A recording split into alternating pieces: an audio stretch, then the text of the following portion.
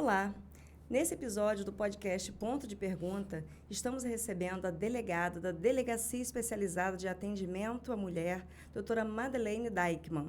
Ela tem 15 anos de experiência como delegada e agora acaba de completar 1 ano à frente da DEAN de Campos. Frânio. É isso aí, Liliane. E as estatísticas são terríveis, né? Mais de 2.300 casos só esse ano. A delegada vai falar sobre isso mais detalhadamente, mas é um número expressivo, inclusive aumentou em relação ao ano passado. Isso é muito grave, né? Sim, infelizmente, né, os casos de violência crescem em todo o Brasil, não é uma prerrogativa só de Campos. E a doutora Madeleine, ela vai falar para a gente um pouco sobre essas estatísticas, sobre o que representa, porque nem sempre significa que aumentou o número de casos, aumentou a violência, né? Boa tarde, doutora Madeleine.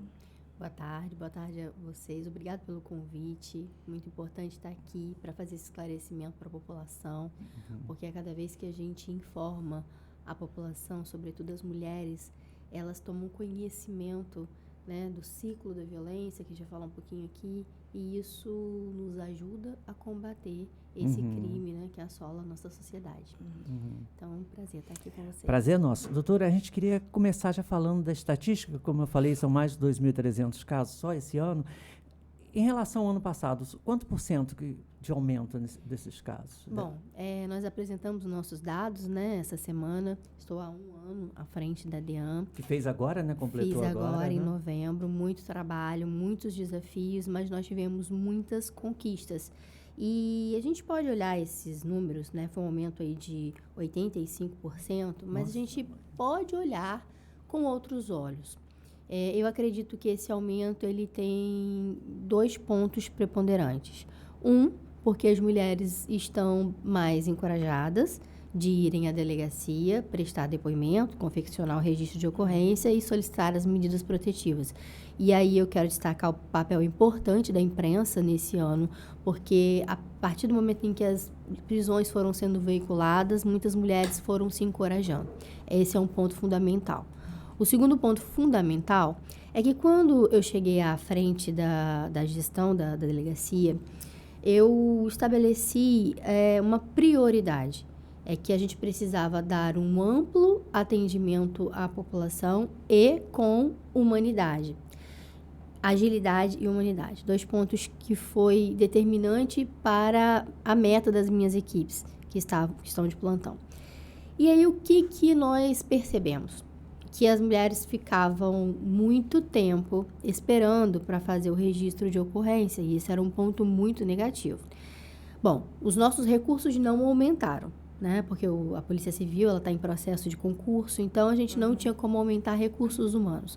A gente precisava ter uma estratégia para resolver esse problema. O que nós fizemos como estratégia para possibilitar a ampliação do atendimento? Criamos um núcleo de crimes de menor potencial ofensivo. O que é isso? São crimes cujas penas são menores e são encaminhados para o famoso GCRIM. São procedimentos mais céleres e são procedimentos que não demandam violência doméstica. Porque a DEAN, além da atribuição dos crimes de violência doméstica, ela também tem atribuição para vários crimes comuns contra as mulheres. Vou dar exemplo. Uma mulher que foi vítima de uma difamação de uma vizinha, por exemplo. Esse crime vai para a DEAN. Uma mulher que teve um cabelo puxado num show, né? Esse crime vai para a DEAN. Então, a gente tinha um número grande de aglomeração de pessoas esperando atendimento e muitas vezes há notícias de que essas mulheres desistiam do atendimento. O que nós fizemos? Criamos esse núcleo com hora marcada. Ou seja, se a mulher não precisar de ir a exame de corpo de delito naquele momento, não for algo grave, como uma lesão corporal que precise ir ao hospital ou a exame de corpo de delito, porque os vestígios não podem desaparecer, for um caso como esse que eu falei para vocês, ela pode ser atendida com horário marcado. Então, ela chega à delegacia, no balcão, ela já vai receber seu horário por aplicativo. Na DEAN, por aplicativo, tudo muito organizado. Então, ela vai chegar e ela vai ser atendida exatamente no horário em que ela agendou e na comodidade com qual ela merece ser atendida. Esse é um ponto fundamental. Que bom, né? O segundo ponto Um avanço. foi o núcleo, e aí eu reputo que é a estratégia mais importante da nossa gestão, foi o núcleo de crimes sexuais. Veja bem, delegacias especializadas de atendimento à mulher não são compostas só por policiais mulheres. Uhum. E as pessoas, mas isso é ruim. Não, não é ruim, porque nós atendemos mulheres, mas nós prendemos homens. Então, a força masculina é muito importante você ter uma força masculina no quadro, até porque chegam lá agressores com os ânimos, né, exagerados e a gente precisa conter. Então, nós temos plantões, né, diversos, com mulheres e homens. E uma vítima que foi vítima de um crime sexual, ela já tem naturalmente o constrangimento daquele crime. E ela ter que relatar isso para um homem é quase que uma segunda vitimização, é a revitimização dela.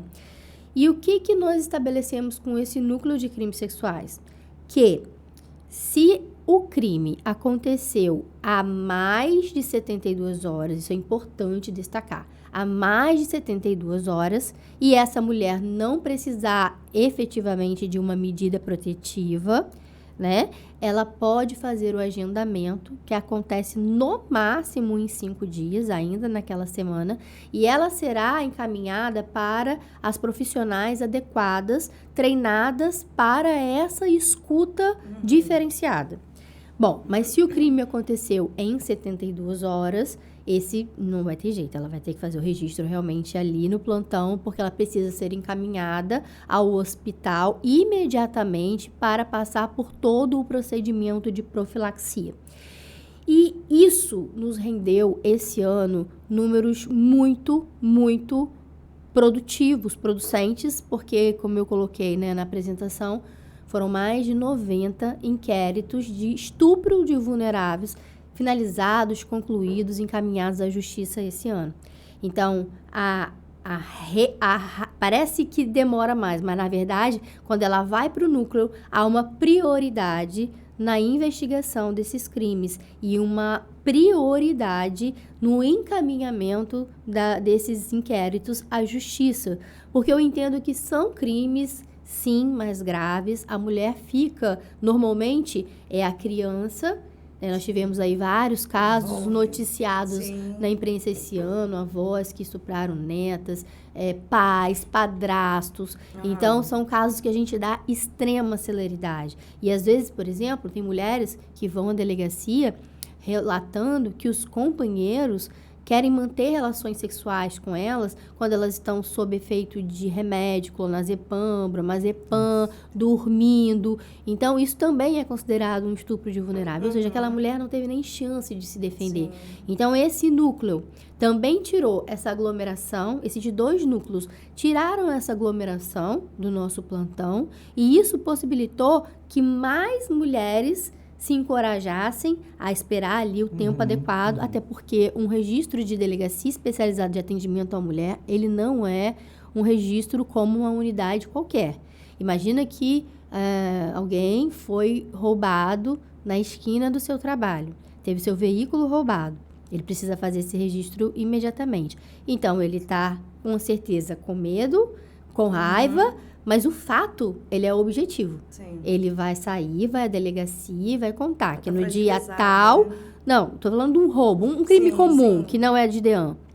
Ele vai, por exemplo, ele precisa ser registrado na 134 ou na 146. Então, assim, já no caso da mulher, ela está fragilizada. Porque nesse caso, a pessoa vai contar um fato, no dia, a hora, a descrição dos roubadores, o que foi levado, esse registro, mas esse registro é feito no máximo em 50 minutos, no máximo. Agora, uma mulher que vai a uma delegacia especializada de atendimento à mulher, ela primeiro ela teve que passar por muita dor para atravessar aquela porta. Atravessar aquela porta significa dizer que ela provavelmente está deixando um marido para trás, provavelmente ela não sabe como vai ser o futuro dos filhos dela.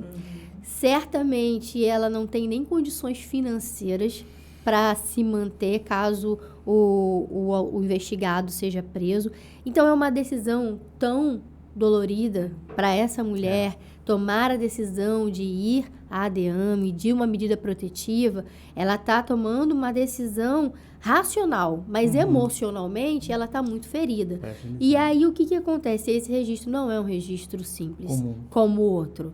É um registro onde a mulher precisa ser ouvida, e eu bato nessa tecla tantas vezes quantas forem necessárias com a minha equipe. Essa mulher precisa de humanidade. Essa mulher, eu bato muito nessa questão, porque às vezes quando você vai trabalhando durante muitos anos com uma mesma coisa, vamos botar um exemplo paralelo, um médico que trabalha com cortes, com cirurgias graves, ele vai ficando mais frio, né? E uma equipe que trabalha muitos anos nisso e vê isso todo dia, a tendência também é esfriar. Então, a minha responsabilidade é aquecer o coração deles. Para dizer, olha, isso não é um registro normal. Esse é um registro diferente de uma pessoa que está sofrendo muito e nós estamos aqui para ajudá-la. Agora, doutora, esses procedimentos todos, é comum em todas as DEANs ou a senhora que implantou na sua... Esse núcleo... Esse acompanhamento, esse aparato todo, essa humanização, é comum em toda... Olha, eu não estou... Aqui em Campos só tem uma, né? Nas outras cidades, eu não acompanho muito o trabalho das minhas colegas. Mas até onde eu sei... Cada D1 tem a sua forma de trabalhar. Mas até onde eu sei... Que a da senhora podia servir de exemplo, né? Porque é uma coisa muito bacana, né? Sim. Então, a gente tem trabalhado muito com as outras colegas também de outras unidades sobre as melhores práticas. Pois O que funciona. Servir de exemplo para outras delegacias, outros DEANs. E assim, mas o que eu vejo também é que todas as delegadas das DEANs, elas são muito compromissadas com isso aqui, ó, com informação. Porque não basta a gente fazer o nosso trabalho ali, segunda, sexta, trabalhando, aprendendo, se as mulheres não souberem quais são os direitos delas e, sobretudo, como que inicia esse ciclo de violência. A gente estava falando um pouquinho aqui antes sobre os relacionamentos abusivos, né? Então, é assim que começa. Agora, os casos que chegam lá, normalmente, já chegou às vias de fato, ou as mulheres, normalmente, elas já estão mais conscientes dos outros tipos de violência, a questão de violência patrimonial, violência psicológica, elas já estão mais conscientes desses tipos de violência e já estão procurando a DEAN nesses momentos. Houve até pela informação, né, o aumento da informação, houve uma demanda muito significativa de crimes de violência psicológica. Então, nós estamos percebendo que essa mulher, ela agora está mais tendente a encerrar o ciclo antes que ele se avolume. Doutora, eu queria depois, só um detalhezinho, que a senhora explicar um pouquinho o que é violência psicológica para as pessoas. Então, eu vou entrar agora, justamente porque acho que essa é a parte mais importante para que as mulheres de casa possam perceber, né, como que esse ciclo começa. E normalmente ele começa com uma violência psicológica. O que acontece? Normalmente, existe o que a gente chama o momento em que o investigado, né, em sede de inquérito, ele não é autor, ele é investigado. O investigado, por várias justificativas, normalmente fundamentadas no machismo estrutural, ele vai achar que a mulher era uma coisa dele. É algo... Propriedade mesmo. E aí, o que acontece? Ele vai dizer o seguinte... ela tem ciúme de mim, ela mexe no meu telefone, ela não cuida direito da casa, ela foi na festa, ficou dançando, rebolando, tá rindo alto, ficou rindo alto se exibindo. Eu já falei que ela não pode conversar com essas amigas dela, normalmente são muitos palavrões. Essas são as justificativas que esse homem normalmente dá para agredir a mulher. Normalmente ciúme, né? Ou porque... E é constante, né? Constante, sim, é um ciclo constante. E aí ele vai diminuindo essa mulher, ele vai rebaixando a qualidade de ser humano dessa mulher. Essa mulher vai ficando com a autoestima cada vez mais baixa. Existe um fenômeno muito importante que a gente percebe, que é o seguinte... os abusadores, eles percebem, por exemplo, que a mulher que está ausente da sua família, da sua mãe, ela fica mais vulnerabilizada e fica mais na mão dele. Então, nós percebemos que normalmente ele vai dizer, aquela mãe que está preocupada, olha, minha filha, você já não vem mais aqui em casa, a irmã não pode mais ir visitar, e a menina já não pode sair sozinha, sem ele. E aí ele vai falando assim, estão com inveja do nosso casamento, você tem um marido, ela não tem. Tenta isolar a mulher Tenta de toda forma. isolar a mulher da sua forma. proteção. E aí ela fica vulnerável e ela fica na mão dele. E recebendo cada vez mais, né, esse palavreado depreciativo. E ela vai se sentindo solitária. Ficando cada vez mais dependente E dele. ela começa a Dependente. acreditar que é verdade aquilo, né? Começa a Exatamente. acreditar. Então, essa É violência verdade. psicológica, ela começa exatamente assim. Até que um dia, né, isso vai se avolumando. Começa com palavreados, pode acontecer uma violência patrimonial. Você sabe como é que acontece? O homem começa, por exemplo, a tomar conta do salário da mulher, dizendo que ela não pode, ela não sabe mexer com dinheiro. Às vezes, por exemplo, ela tem uma santinha lá, que ela faz a adoração dela, então naquele momento ele quebra aquele objeto, porque ele sabe que aquilo ali é de importância para ela. Então ele vai diminuindo. Por quê? Porque ele acha que ele é o dono dela, que ele pode fazer com ela aquilo que ela quiser. Essa violência psicológica, ela vai se avolumando até que a violência física começa normalmente, não é sempre, mas normalmente há uma escalada dessa violência. Ou seja, primeiro é um empurrão, depois é um puxão de cabelo, né? Daqui a pouco ele desfere um tapa. E aí a mulher, enquanto está nesse processo, ela fala, não vou destruir meu casamento porque eu ganhei um tapa. Eu não vou fazer um registro dele porque ele, né, puxou meu cabelo, me empurrou, dele, né? é o jeito dele. Né? Desculpa. E essa coisa vai se avolumando até que um dia a violência de fato, né, a violência, Acontece. o chute, né, o soco, às vezes a facada, ela vai acontecer. E o que acontece?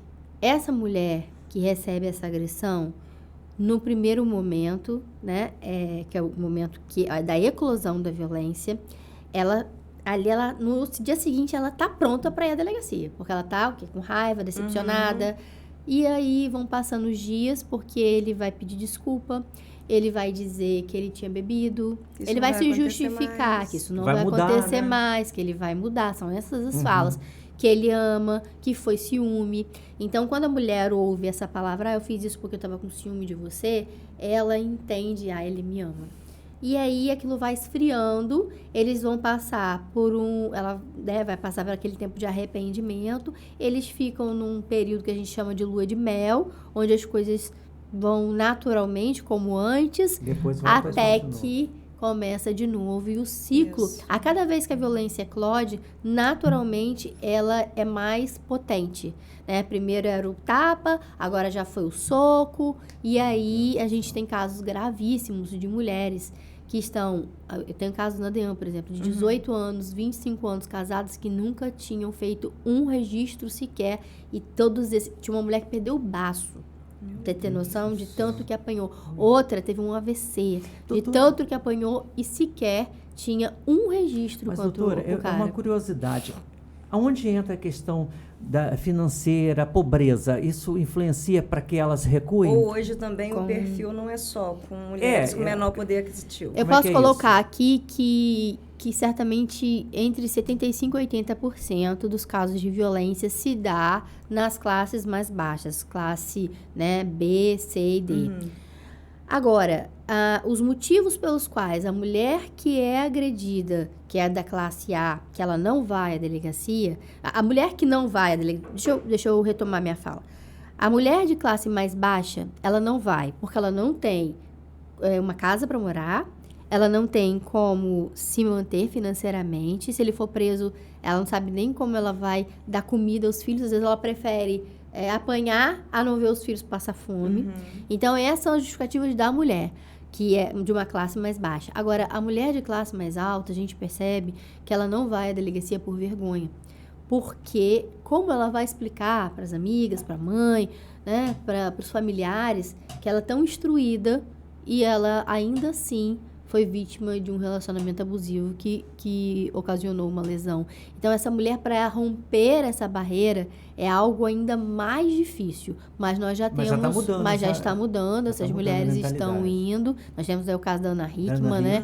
Que esse mês, que noticiou essas lesões. Outras mulheres também. A Luísa Tomé, que foi vítima de lesão. E hoje ela, inclusive, é bastante atuante na... Teve a Luísa Brunet também. Brunet, né? eu falei Tomé, mas é Brunet, perdão. Brunet. Falhou o nome.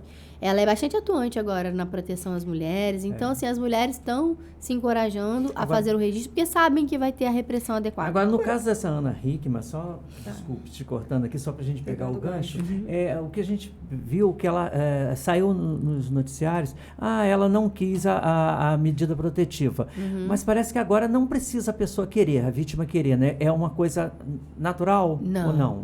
Não. Medida protetiva... É um requerimento da vítima, ela tem que requerer. É um direito, que a gente chama de direito, é direito subjetivo da vítima. E só podemos encaminhar essa medida protetiva ao juiz se a vítima fizer a requisição. O pedido, ela tem que querer.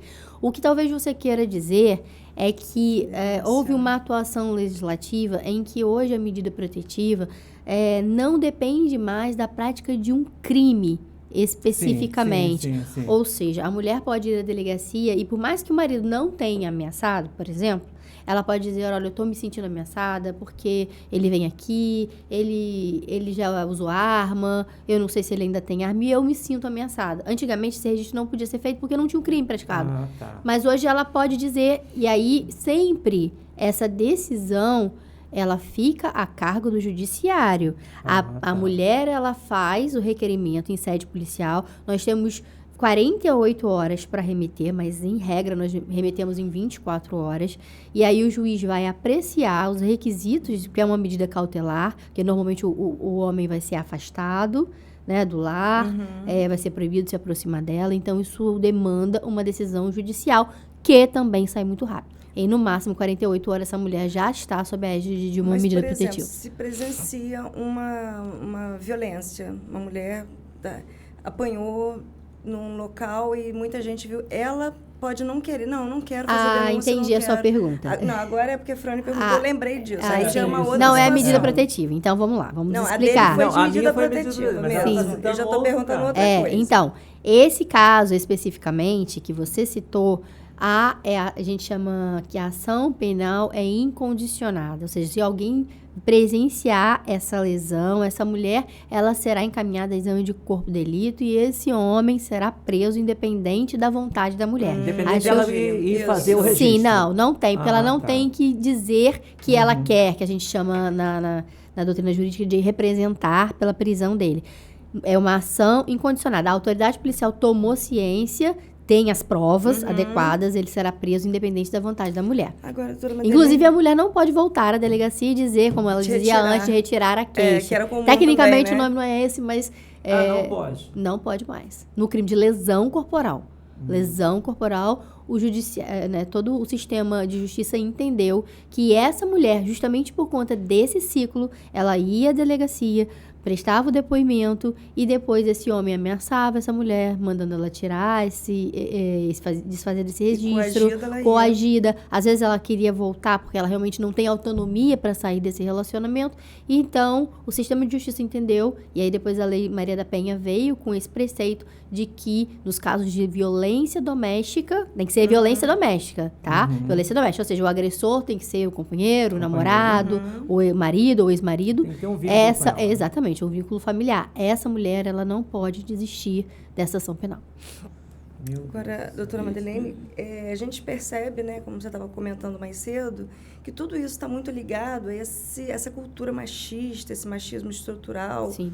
Você acha que essas novas gerações, elas conseguem compreender que as coisas mudaram, que a legislação hoje, ela protege mais as mulheres, que é preciso ter mais cuidado ao lidar com relacionamentos, para evitar chegar a esses relacionamentos abusivos? Eles estão mais conscientes, você acha, que as novas gerações? Acho que sim. Acho que o trabalho ainda está em andamento, o trabalho de instrução. A Lei Maria da Penha é de 2006, né? Nós fizemos 17 anos esse ano de implementação dessa lei. Ela vem, inclusive, A Lei Maria da Penha é uma penalização do Brasil na Corte Internacional de Direitos Humanos, porque no caso Maria da Penha, ele não tratou adequadamente, né, a repressão desse crime. Então, o Brasil, ele me faltou a palavra aqui, ele se compactuou, né, com a corte, dizendo, olha, nós vamos tratar desse assunto com mais cuidado e com mais atenção. Ele pactuou. E aí, a partir daí, há sérios estudos, há muitas palestras, há muitos seminários, onde se pergunta como é que essa mulher pode ser cada vez mais instruída. E a gente percebe, esse ano eu já participei uma palestra no Tribunal de Justiça, fui convidada pela desembargadora Andréa, e ela falando sobre a educação. A educação, ela ainda é muito falha, porque as nossas escolas já precisam tratar desse tema desde muito tenra idade. Então, talvez seja hoje o grande mote de proteção à mulher é começar isso desde cedo. Né? É como se fala, educação financeira, ou seja, tem que ter educação sobre violência doméstica. Eu acompanho muito também a subsecretaria de promoção a políticas para as mulheres, né? E eu acho muito bacana um projeto que eles têm, que a Maria da Penha vai às escolas. Sim. E um dia, apurando sobre a matéria, ela estava explicando, que a gente já desde cedo, a gente quer que as jovens entendam, e os jovens também, entendam o que é um relacionamento abusivo, porque às vezes convive dentro de casa, mas acha que aquilo é normal. E mas você sabe o que acontece? Normal, leva adiante, né? Ele vive isso dentro de casa. E ele replica tudo aquilo que a gente, as portas de entradas que entram na nossa mente, a gente naturalmente tende a replicar. Então, se esse menino que vê o pai dele agredindo a mãe dentro de casa não for informado de que aquele comportamento ele não é um comportamento adequado, a tendência é que ele vai replicar com a namorada, com a companheira. Então, a importância desse projeto, Josiane, é muito ativa mesmo nessa parte de instrução.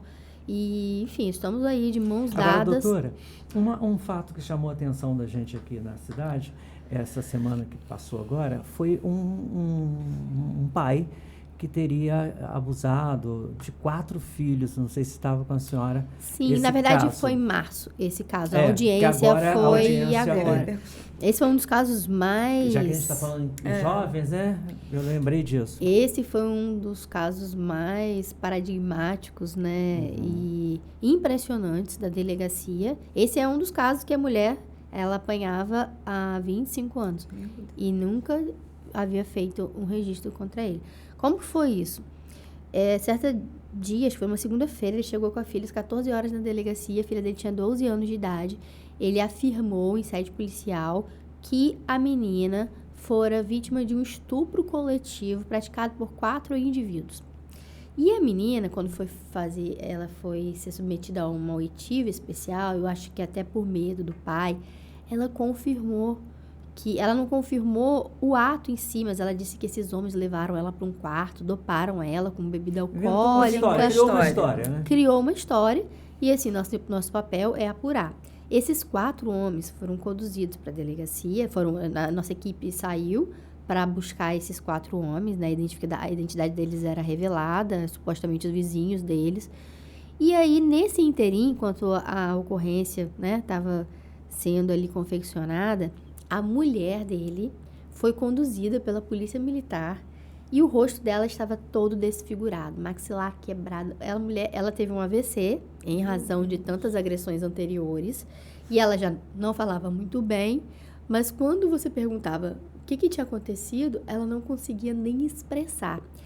Quando a equipe voltou da rua com esses 4 homens, a informação de todos os vizinhos era de que, na verdade, quem estuprava as filhas era ele, e não os vizinhos. E aí, até os familiares dele foram à delegacia prestar depoimento contra ele, a irmã dele, as 2 irmãs. Quer dizer, ou seja, todo né? mundo já sabia daquela história. E aí, a menorzinha de 8 anos confirmou que aquela história da irmã de 12 era mentira e que ela teria visto o pai estuprando a de 12. E aí, o que aconteceu? Aquela história começou a permear o meu pensamento. Eu falei, bom, se ele fez isso com essas duas, provavelmente deve ter feito com as outras. Então, todas as filhas foram submetidas a exame de corpo de delito e se constatou que 4 delas haviam sido vitimadas por ele. E ele foi preso em flagrante nesse dia pela lesão da mulher, e a mulher, há 25 anos, sofrendo essa lesão, não tinha um registro contra ele. Então, ele foi autuado, né, pela lesão à mulher. E o que a gente percebeu? Que provavelmente ali nós evitamos um feminicídio. Porque a mulher, segundo as testemunhas, ela estava sendo agredida por ele há mais de uma semana dentro de casa. Só ouviam os gritos dela. Então, a progressão da violência foi aumentando. E eu acho que naquele dia, se ela não fizesse o registro, ele ia voltar para casa, ele ia matar aquela mulher. Então, aí a gente conseguiu tirar as crianças da guarda dele. Ele continua preso? Continua preso.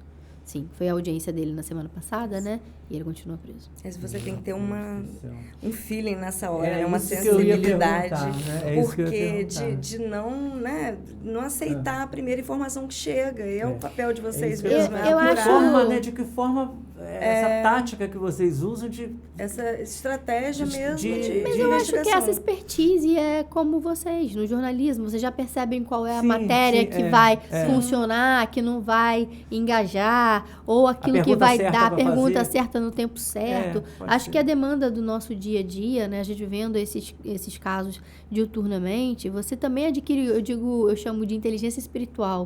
Tem inteligência racional, tem inteligência emocional, mas também tem espiritual. Você começa a perceber que tem algo ali que não está encaixando.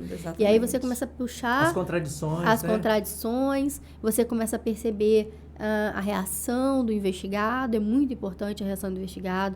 Naturalmente, quando o investigado ele é culpado, ele é mais frio, é mais silente. Aquele que está sendo injustiçado, ele naturalmente expõe a injustiça de forma com gestos, com palavras, o choro, enfim. Então, tudo isso é importante para você fazer uma investigação, né? E chegar a um resultado. E a gente vê, né, você conseguir evitar um feminicídio no momento, né, em que, infelizmente, em todo o Brasil ainda acontecem tantos casos, ainda chega nesse ponto de não vai ficar comigo, não vai ficar com ninguém. Eu vou decidir acabar com a sua vida. É uma grande vitória, assim, que a gente pode considerar, né? Com certeza. E, assim, o que a gente tem a nosso favor para tentar evitar os feminicídios? As medidas protetivas. Embora haja casos, vai falar, mas tem casos em que a mulher estava com medida protetiva e ainda assim ela, né, foi morta pelo agressor.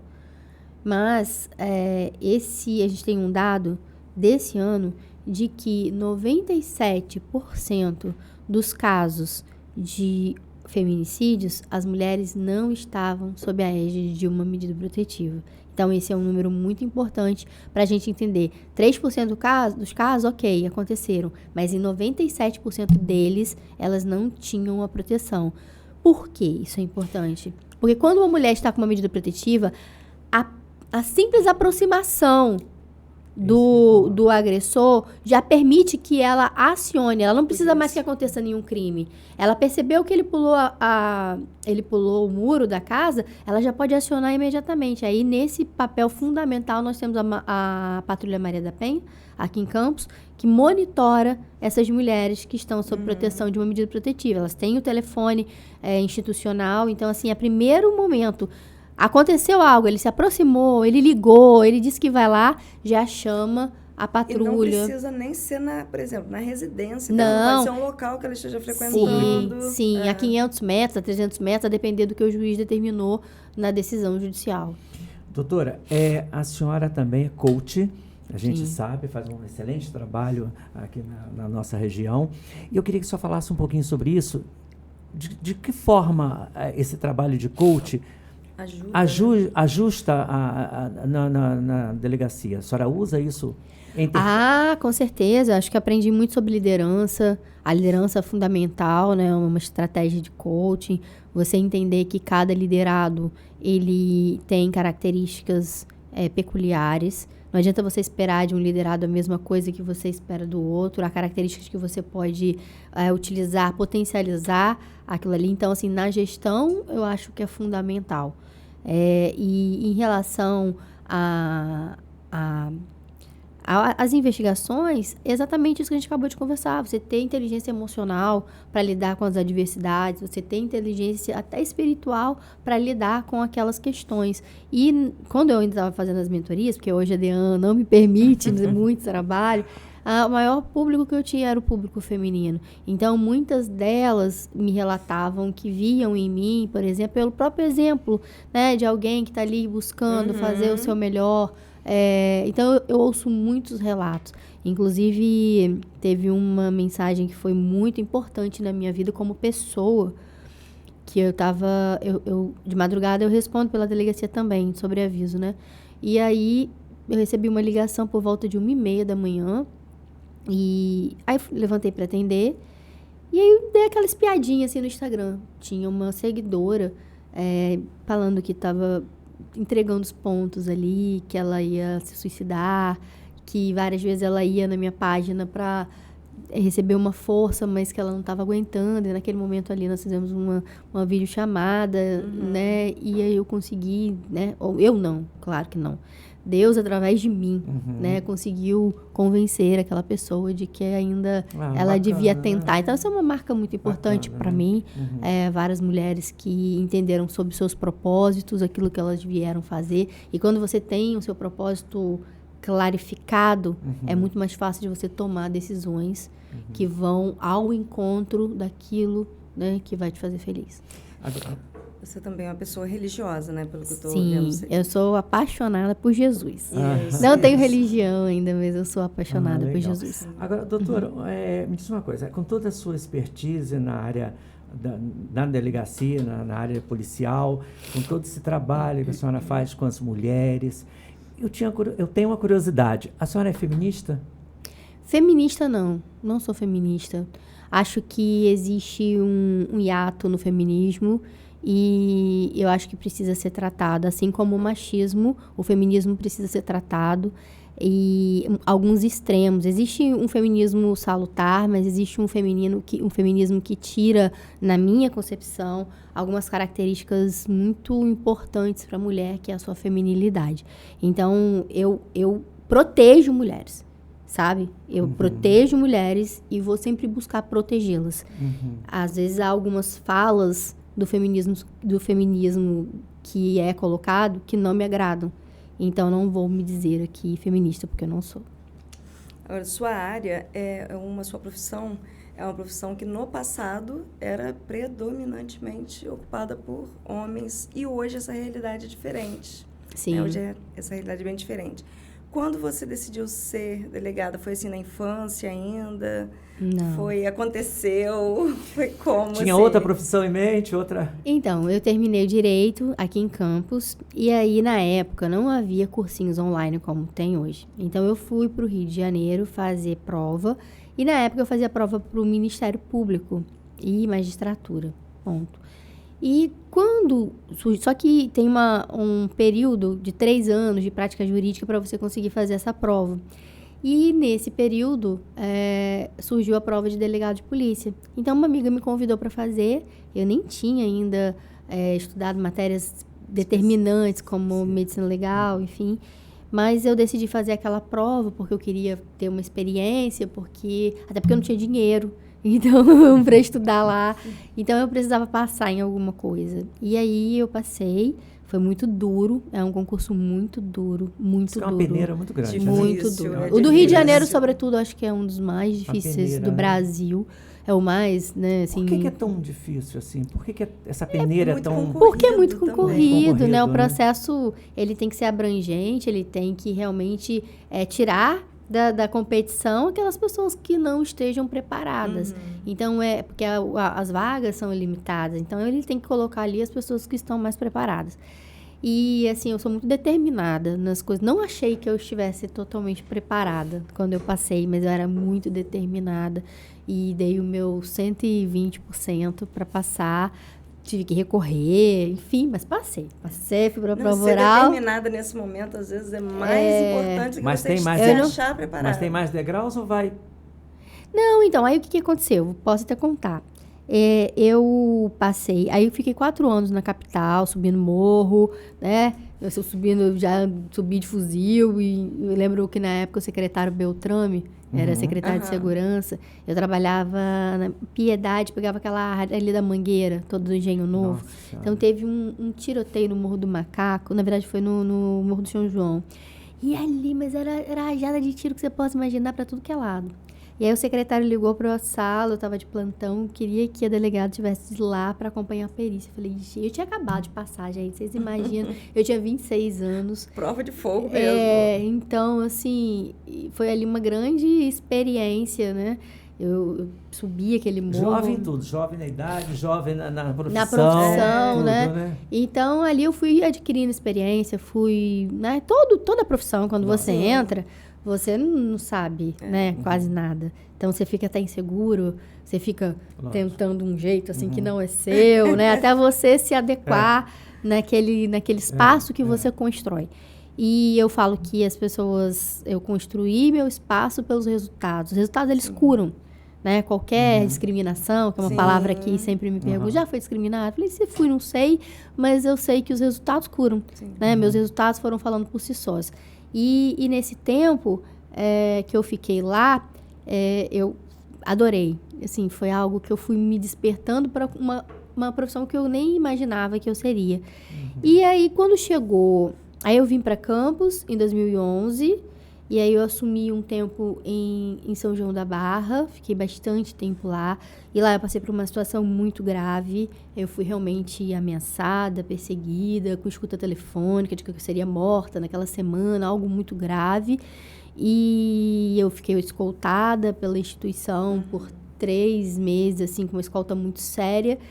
Eu andava de carro blindado e coisa e tal. E aí, enfim, houve um tempo de decepção com a minha instituição, que eu achei que, assim, depois que passou aquele calor, né, não tiveram mais aquele cuidado. Mas foi um desapontamento natural. Vou responder sua pergunta agora. E nesse momento eu falei, quer saber? Eu vou voltar a estudar para magistratura.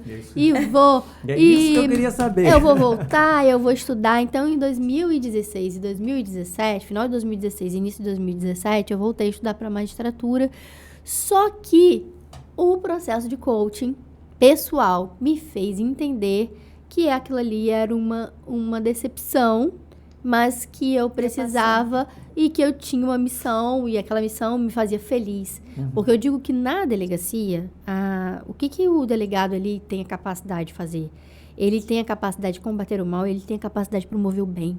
E essa função dúplice é muito especial da autoridade policial. Por quê? Na medida em que eu protejo pessoas, na medida em que eu entrego, por exemplo, um homicídio, não foi o meu caso, mas a da Letícia, que a família, né, teve a resposta da sociedade, aquilo ali é um bem que você faz. Ao mesmo tempo, quando você vai, prende autores, você vai, faz uma operação, você está combatendo o mal. E aquilo ali me preenchia como ser humano.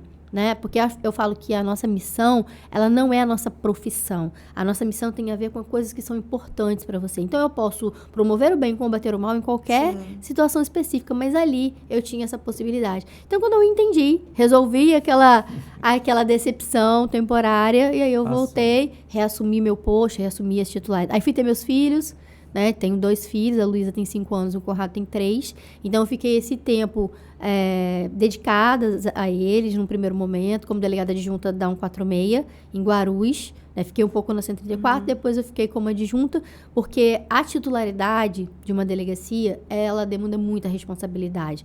Eu vou para casa no final de semana, mas meu telefone nunca pode desligar. É um caso de repercussão, não vai fazer eu ficar em casa porque eu estou de folga, entende?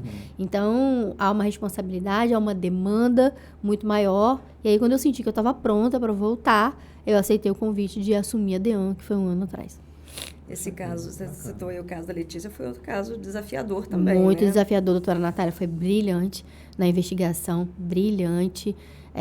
Não só na parte técnica, mas no devotamento dela naquela investigação. Várias vezes eu saía às 11 horas da noite, estava ela lá no gabinete dela trabalhando. A filha dela tinha que ir à delegacia para ficar junto dela, porque ela não tinha como ir à casa. Então, assim, ela fez algo extraordinário, porque Parece simples, mas não foi uma investigação simples, Sim. não foi.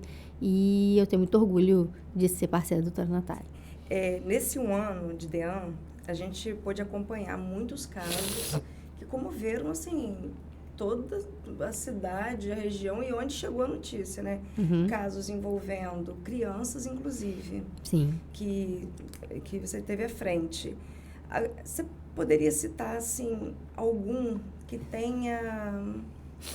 Comover, a gente sabe que todos comoveram, né? Mas Sim. algum que tenha tido, assim, que tenha mexido mais... Impactado mais, né? Impactado, porque é uma coisa assim, não esperava nunca acompanhar uma situação dessa. Na verdade, assim, esses casos, eles são diuturnos, mas teve um caso especial, que até quando eu fui dar a entrevista, minha voz embargou, que foi o do avô que estuprou a menina de 2 anos. Isso aqui, né, porque esse avô, ele tomava conta da menina. A menina era muito carinhosa com ele, né? Não era qualquer avô, não era um avô que ausente ou que não estava presa. A menina morava na casa dele e a mãe ficou extremamente... Ela tomou ciência do laudo positivo, né, de que a menina não era mais, juntamente com a prisão dele. Então, o desespero daquela mulher que estava prendendo o pai que ela amava, né, porque acabou de abusar da filha, que era a pessoa mais amada dela. Então, assim, foi um momento muito difícil. Mas, na minha vida profissional, o caso de estupro de vulnerável mais grave, na verdade, que foi até um homicídio, foi o caso de Guarulhos, em 2022. No ano passado, em que o companheiro da mãe estuprou a menina ela ia fazer 3 anos naquela semana, estuprou anal, né, e vaginal, e ela foi morta em decorrente de laceração do baço e do fígado. O que significa isso? Ela não morreu em decorrência do estupro, ela morreu de pancada.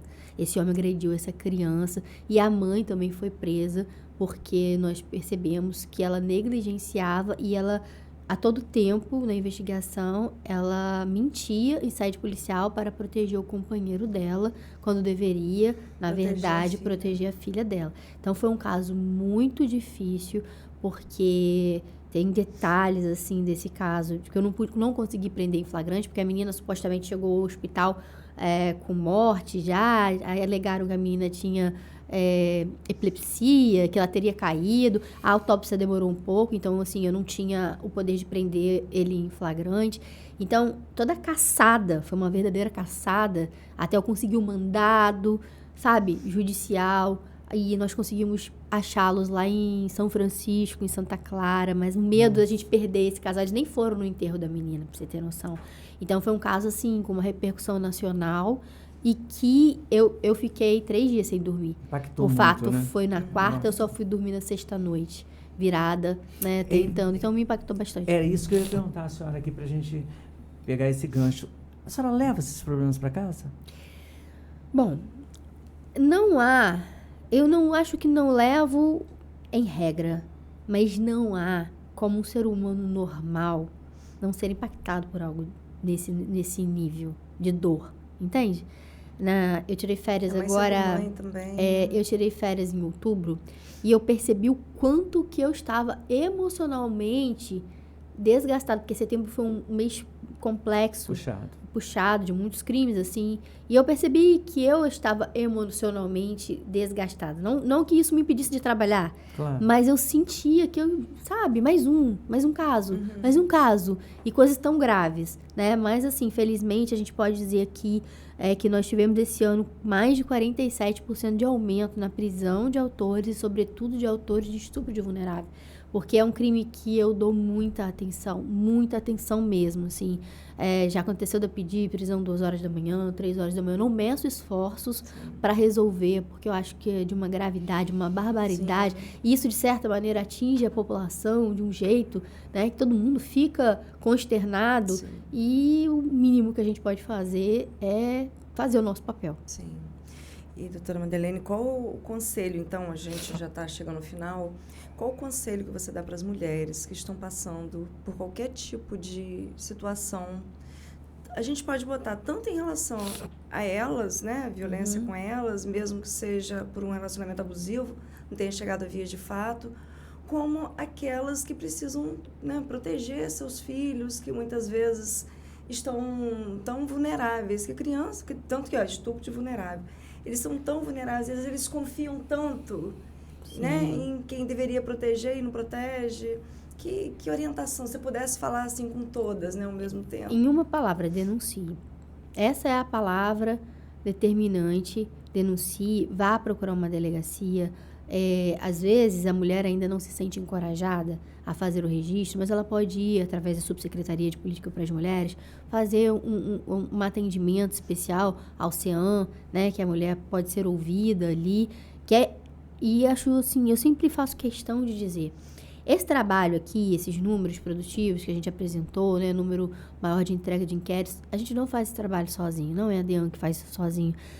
Se nós não tivermos outros equipamentos, essa rede de apoio da mulher, ela vai voltar para esse ciclo de violência. Então, quando a mulher vai à delegacia, a primeira coisa que vai acontecer ela vai fazer o registro, mas ela vai ser encaminhada para o CEAM. Lá ela vai ter assistência jurídica, assistência psicológica, às vezes assistente social, que ela precisa saber como... Às vezes a mulher não sabe nem ler, nem escrever, mas ela precisa de um benefício da entrada, precisa de documentos. Então, essa mulher vai para o CEAM. Se ela estiver numa situação de perigo extremo, ela vai ser excluída do seio dela e vai ser colocada num abrigo, que é a Casa Benta Pereira, né, em Campos. Nós temos o privilégio de ter uma casa-abrigo, né? A prefeitura nos permite isso. Então, eu falo que a Maria da Penha, a patrulha, né, elas monitoram essas vítimas que têm medida protetiva, ou seja, aconteceu alguma coisa, a vítima vai ligar para a Maria da Penha, para a patrulha Maria da Penha, ou seja, que é um corpo da Polícia Militar especial para esses atendimentos. Então, é com isso que a gente começa a aumentar o número de prisões, é com isso que a gente começa a incentivar essas mulheres, instruir essas mulheres a fazerem um registro para que a gente possa tomar todas as providências. Que pena, estamos chegando ao fim. Chegando ao final do programa. Requisitar, usar o termo da delegacia. Vamos intimar a doutora Madeleine para voltar aqui outras vezes, porque é um papo muito esclarecedor, né? Muito. A gente precisa falar bastante sobre isso, né, doutora? Para poder... Por mais que a gente ache, assim, é um assunto que, né, tá sempre falando, mas quanto mais quem viu naquele dia pode não estar vendo, não vê em determinada situação. Quanto mais a gente falar sobre isso, acho que é mais informação. É o que a senhora falou, né? A imprensa tem mais papel fundamental nessa história toda, e né? a gente está avançando, né? Eu falo que as palavras podem convencer, mas os números são inquestionáveis. Estamos avançando no sentido de entregar o maior número de inquéritos à polícia, à justiça, a requerer o maior número de protetivas, o que significa que a gente está evitando, sim, maior número de feminicídios. Nós estamos prendendo mais. E o trabalho é esse, é de repressão e de instrução, né? E com isso, se nós dermos as mãos, se essa for uma bandeira de todos nós, por que não uma bandeira só de mulher? Sabe? Claro. Porque tem a sua mãe, a sua irmã, a sua filha, é uma bandeira de todos nós. Sim. Então, quanto mais consciente a população tiver... E dos homens também, né? Sim. Por que não? Né? Os homens filhos, né? Sobrinhos, maridos também. A gente não pode também generalizar. Que não se conscientizaram ainda, que se conscientizem o mais rápido possível. Exatamente. Pra gente ter uma... Quem mexeu com uma, mexeu com todas. A gente vai estar em todas a gente está em todas as plataformas, vocês nos procurem lá, Ponto de Pergunta Cast, a gente está no YouTube, a gente está no Instagram, enfim, em todas as plataformas. A gente vai deixar aí depois a descrição todinha no vídeo. E mande perguntas pra gente, sugestões. Se quiser que a doutora Madeleine volte, com certeza, a hora que ela tiver uma brechinha na agenda, que não foi fácil trazê-la. Muita demanda. Muita demanda. A gente vai, na medida do possível, atender a todos. E muito obrigada pela sua participação. Eu agradeço. Foi muito importante, muito esclarecedora. A gente só tem a agradecer. E até o próximo episódio, Obrigado, pessoal. até o próximo. Obrigada. Tchau, tchau. Muito obrigada.